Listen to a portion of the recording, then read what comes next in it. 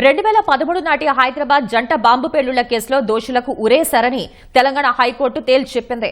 2016లో NIA ప్రత్యేక court విధించిన మరణశిక్షను Telangana high court సమర్థించింది.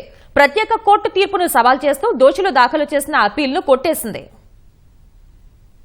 2013లో హైదరాబాద్తో పాటు దేశ ప్రజలను ఉలిక్కిపడేలా చేసిన దిల్సుఖ్ నగర్ వరుస బాంబు పేలుళ్ల కేసులో హైకోర్టు కీలక తీర్పు వెలువరించింది.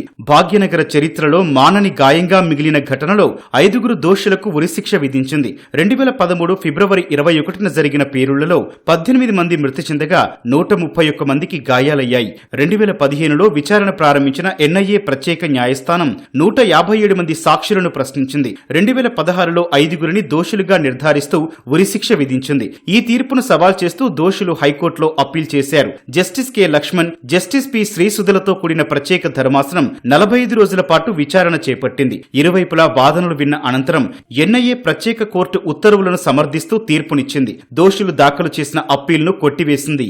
చర్లపల్లిలో ఒక 2 years స్పెషల్ కోర్టు ఈ యొక్క ట్రయల్ కండక్ట్ చేసిన తర్వాత ముఖ్యంగా 6 నిందితులకి accused number 1 is hiding in Pakistan, అతను రియాజ్ భక్తల్.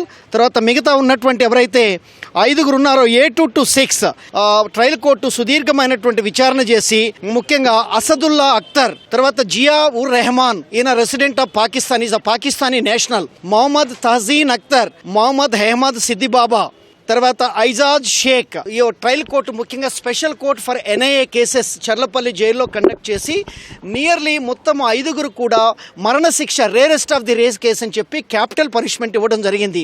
ఆ తర్వాత నిందితులు కూడా అప్పీల్ వేశారు ఈ యొక్క హైకోర్టు ముందు. అలాగే జిల్లా జడ్జి గారు కూడా స్పెషల్ కోర్టు ఈ యొక్క డెత్ సెంటెన్స్ ని కన్ఫర్మ్ చేయమని సెక్షన్ 366 సిఆర్పిసి కింద హైకోర్టు వారికి లెటర్ రాశారు.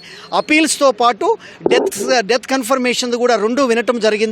So after conducting the detailed hearing in the appeal, his lordships judges Laxman గారు తర్వాత శ్రీసుధా గారు ఒక సుదీర్ఘమైనటువంటి వాదనలు విని ఎన్ఐఏ స్పెషల్ కోర్టు ఏదైతే చర్లపల్లిలో మరణశిక్ష విధించిందో ఆ మరణశిక్షనే కన్ఫర్మ్ చేస్తూ డివిజన్ బెంచ్ ఇవ్వడం జరిగింది. 5 నిందితులు ప్రస్తుతం తీహార్ జైల్లో రిమాండ్ ఖైదీలుగా ఉన్నారు. హైకోర్టు తీర్పును సుప్రీంకోర్టులో సవాల్ చేస్తామని అజాజ్ షేక్ తరపు న్యాయవాది తెలిపారు. హైకోర్టు చరిత్రాత్మకమైన తీర్పు వెలువరించిందని ఎన్ఐఏ తరపు న్యాయవాది వెల్లడించారు.